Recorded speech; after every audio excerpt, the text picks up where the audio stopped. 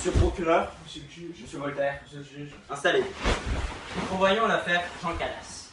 Donc, il est paraissait impossible, Jean Calas, un vieillard de 68 ans, qui avait depuis longtemps les jambes enflées et faibles, eut seul étranglé et pendu un fils âgé de 28 ans, qui était d'une force au-dessus de l'ordinaire.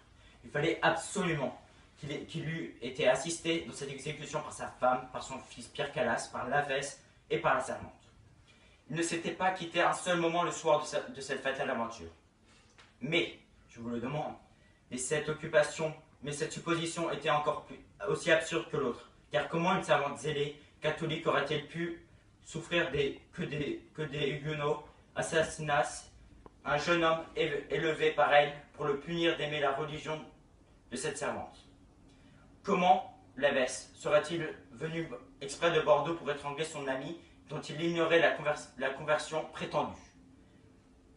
Comment une mère tendre aurait-elle mis les mains sur son fils? Comment tous ensemble auraient-ils pu étrangler un jeune homme aussi robuste que tous, sans un combat long et violent, sans des cris affreux qui auraient appelé tout le voisinage, sans des coups réitérés, sans des meurtrissures, sans des habits déchirés? Je vous le demande. Ceci, c'est ce qu'on a établi hier. Quelque chose à ajouter? Je peux ajouter quelque chose? Accordé.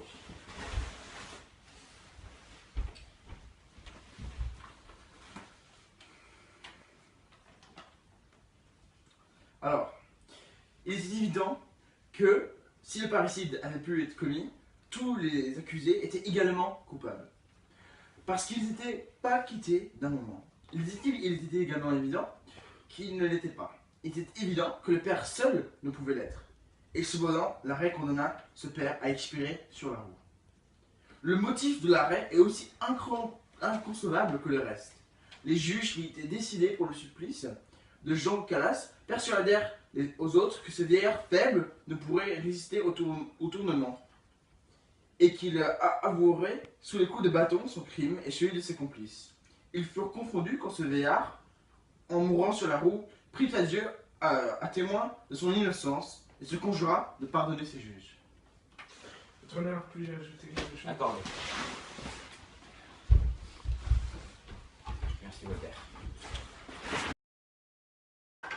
Ils furent obligés de rendre un second arrêt contradictoire avec le premier, d'élargir la mère, son fils Pierre, la jeune Lavesse et la servante.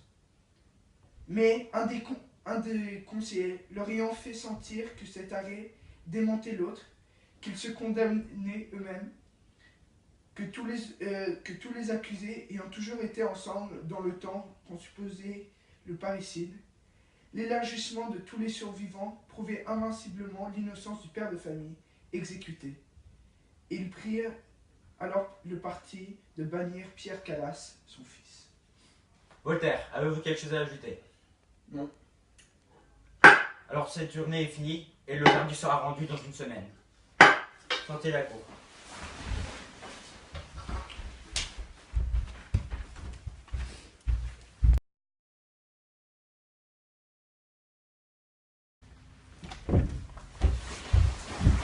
Monsieur le procureur. Monsieur le procureur, Voltaire, ça va? Monsieur le procureur. Monsieur le juge, Monsieur Voltaire. Monsieur le juge, Monsieur le procureur. Monsieur Voltaire. monsieur le juge, monsieur le Installez-vous. juge. Oh putain. Oh putain.